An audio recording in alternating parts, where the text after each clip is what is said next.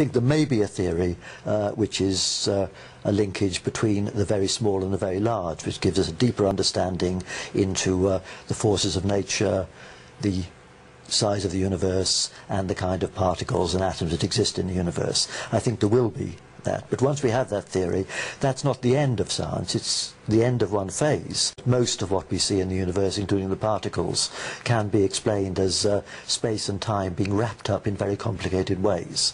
And one interesting complication, which is a feature of all these ideas, is extra dimensions beyond the ones we're used to. We're used to the three dimensions of space, left and right, up and down, forwards and backwards. Yeah, there are four. And time is four. Yes. Yeah. And some people even say there are 6 and 7 dimensions. Well, indeed, and there may well be. And many people suspect that there are extra dimensions which we don't see because they're wrapped up on tiny scales. Many people believe that space itself has a grainy structure, just like any substance like this chair has. But whereas the grainy structure of material objects is on a scale of atoms, the grainy structure of space is on a scale a trillion times smaller than atoms.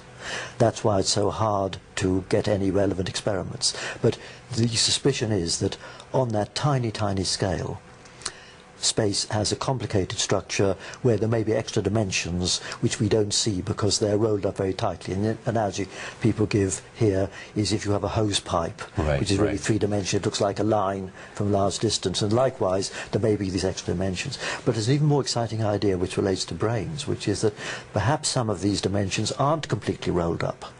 There is even the idea that there may be other universes, as it were, apart from ours, and there may, for instance, be another universe which is only a millimetre away from ours, but we can't detect it because that millimetre is measured in some extra spatial dimension and we're imprisoned in R3, just like if you imagine a whole lot of bugs crawling around on a big sheet of paper, which they think of as their two-dimensional universe.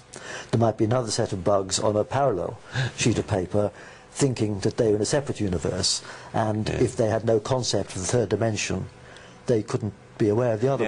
So we've got this amazing emergent process starting from this hot, dense beginning and leading up to the universe we are part of. But the very beginning is still shrouded in mystery. As we extrapolate back closer and closer to time equals zero, as it were, then everything gets hotter and hotter, denser and denser. And when we get back into the first tiny fraction of a second, the first microsecond, the problem is that the conditions become more extreme than anything we can simulate here on Earth in our labs, and so things become more uncertain.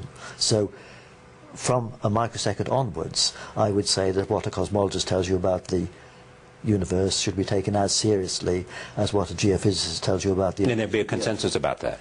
I think there would be a consensus. After the first?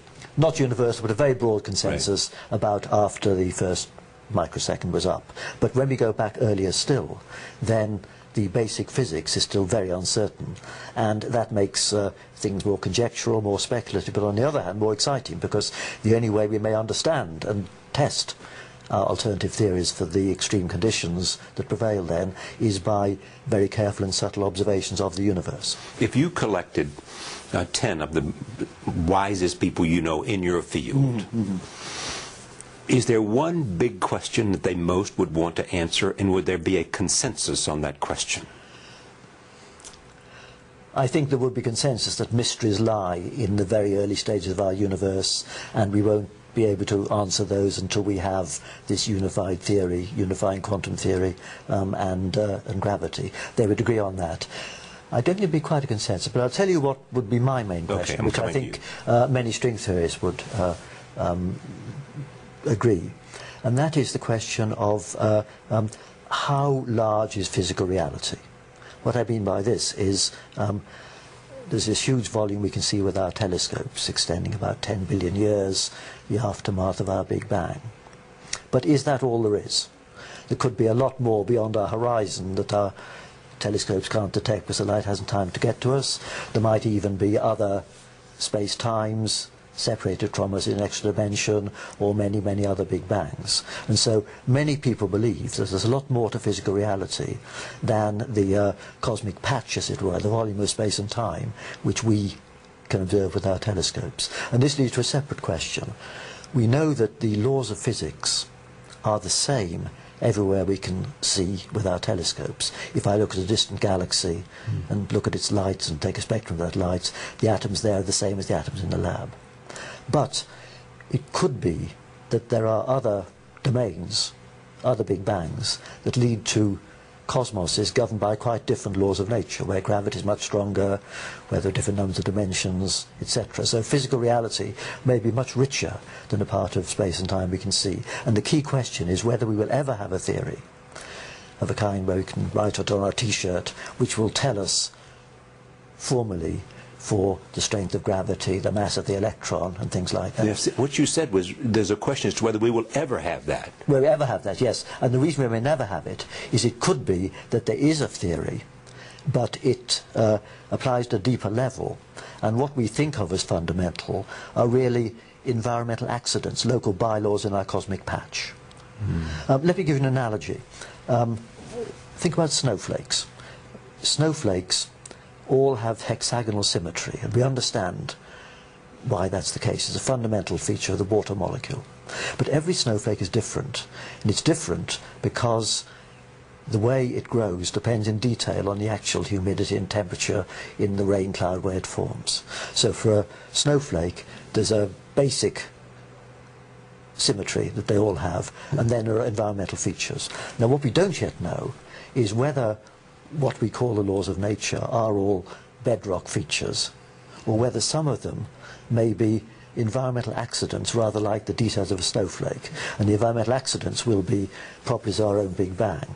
So we would be in a region 10 billion years across, which cooled down in a particular way and ends up governed by particular laws. But that may still be just a tiny patch compared to the entire cosmos. So the answer to that question, whether the laws of nature are unique, is very important, because it may require us to take our cosmic modesty one stage further. We've gone from a stage where the cosmos was our solar system plus the vault of heaven, to when it was our galaxy, and to when it was our universe of zillions of galaxies. But it could be that our Big Bang is just one of many Big Bangs, and we have a still grander scale to go to.